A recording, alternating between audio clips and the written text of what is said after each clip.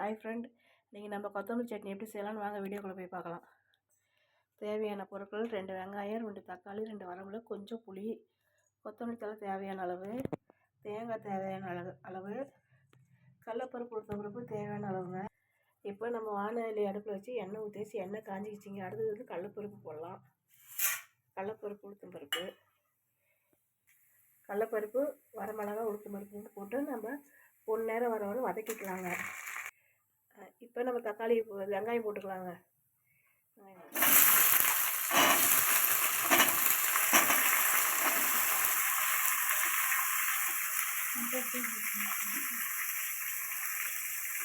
வெங்காயத்துக்கு நம்ம நல்லா வதக்கிக்கலாம். பாருங்கள், வெங்காயம் நல்லா வதக்கிக்கிட்டு இருக்கு. வீடியோவில் பாருங்கள், என்னன்னு தெரியல எனக்கு. அடுத்து உப்புங்க, கல்லுப்பு. வெங்காயம் நல்லா வணங்கணும். கல்லுப்பு போட்டு நல்லா சீக்கிரம் வணங்குங்க. அதுக்காக நம்ம கல்லுப்பு சேர்த்துக்கிறோம். வெங்காயம் நல்லா வதக்கிடுச்சிங்க. இப்போ நம்ம தக்காளி போட்டுக்கிறோம்.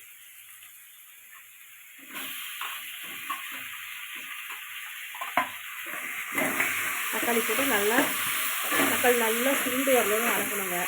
அப்போதான் நல்லா பச்சை வாசம் போகும்.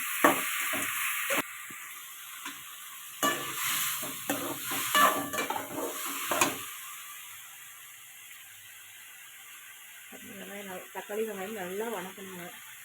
அதனால் அது சட்னி டேஸ்ட்டு கொடுக்கும். இல்லைன்னா உங்களுக்கு தக்காளி பச்சை வாசம் அப்படியே ஸ்மெல்லு வரும். தக்காளியும் வெங்காயமும் அந்த பச்சை வாசம் அப்படியே ஸ்மெல்லு வந்துடுங்க. இப்போ பாருங்கள், நல்லா வெங்காயம் தக்காளி வணங்கிட்டுருக்கு. இன்னும் ஒரு 2 நிமிஷம் வணங்கினோம். நம்ம அடுத்து கொத்தமல்லி தழையை போட்டுக்கிறோம். அதில்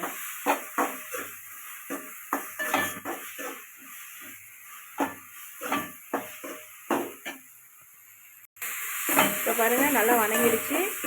இப்போ நம்ம கொத்தமல்லி தழையோடு அதோட சேர்க்குறோங்க.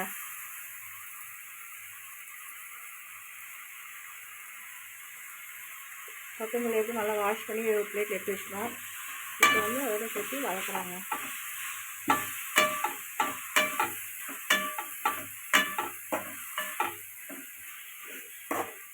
போட்டு ஒரு 2-3 டைம் மட்டும் வதக்கணும். அப்போ தான் அந்த சட்னி வந்து பச்சையாகவே இருக்கணுங்க.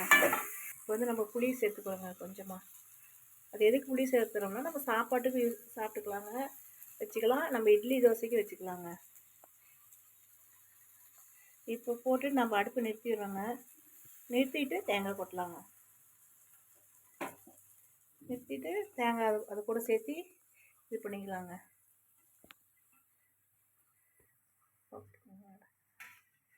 ஓகேங்க. இது நல்லா ஆறுனதுக்கு மிக்ஸியில் இது பண்ணிக்கலாங்க. பாருங்க, நம்ம சட்னி பறிச்சிட்டு வந்துட்டோம். இட்லிக்கு தோசைக்கு சாப்பாடுக்கு நல்லா சூப்பராக இருக்கும்.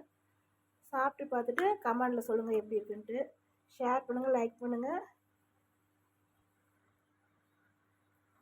சப்ஸ்கிரைப் பண்ணுங்கள். ஓகே ஃப்ரெண்ட், பாய்.